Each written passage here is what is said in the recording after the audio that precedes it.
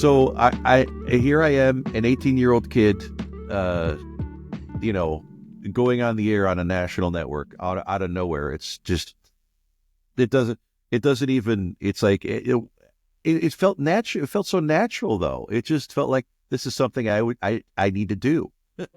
The morning show is always the show that is dragging the whole radio behind it. So because that's the moment in which everyone's on the radio driving to or back from work, and I think in those times even more than today. Now maybe not as much as it was, but and to land on the morning show, that's Yeah, that was the start, and then to get my own show on the heavy metal network at night, which is where most people were listening back then. They didn't listen as much in the morning at all, really. So that was just, I can't even describe it. I mean, if you want me to tell you the rest of the story and go on with that, it's fine.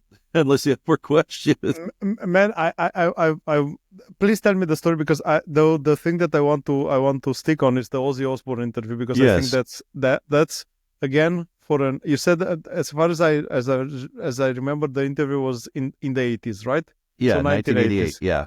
88. So that means he already left Black Sabbath. Yes, he did. Yeah. He was solo. He had been solo for 7 years around then, roughly 6-7 years. Walk me through that day, man. Walk me through that day. Tell me how was it? Well, I was only on the air. That was my second month on the air as a DJ. And they were going to Ozzy was going to tape a bunch of shows with us and to play him later. And he was there, and, I saw him, and it was great. And I was, the new kid. So I had to be on the air while everybody else taped and did all the production, and, and you see all these important people walking by. And then all of a sudden they decided, they're like, well, why don't you just do one show on the air now? You're here, might as well. And for some reason they let me do it. It's just being able to voice, and I've voiced other things too that make me feel equally good, like the English audio for museum tours around the world, in several countries. The Sunshine Observatory in Tokyo, Japan. It's I'm the English-speaking voice for that, and it's the tallest observation tower, I believe, in Tokyo.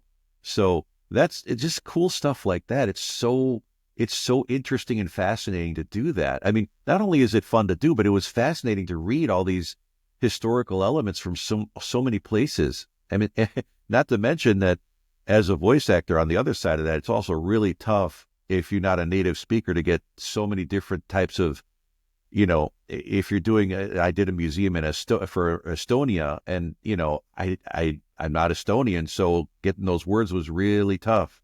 Japanese, same thing, China, same thing. It's tough to get these words, but, the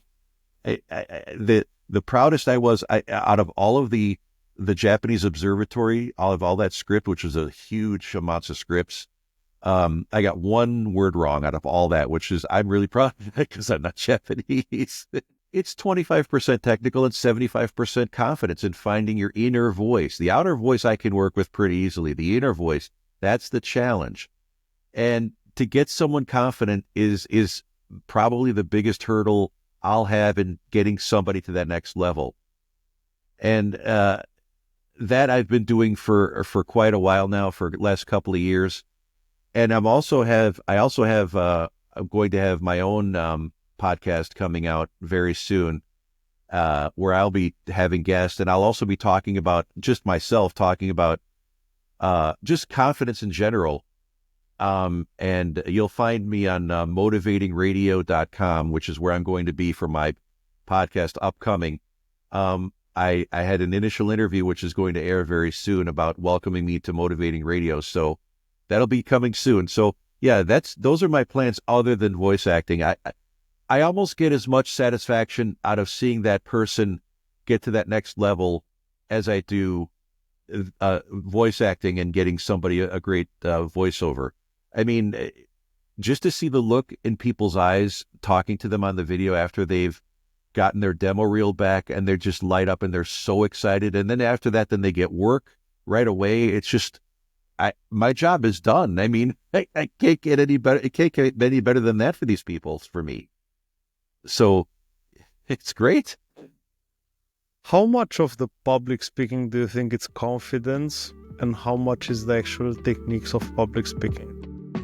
About the same, probably set at 25% technical and 75% confidence.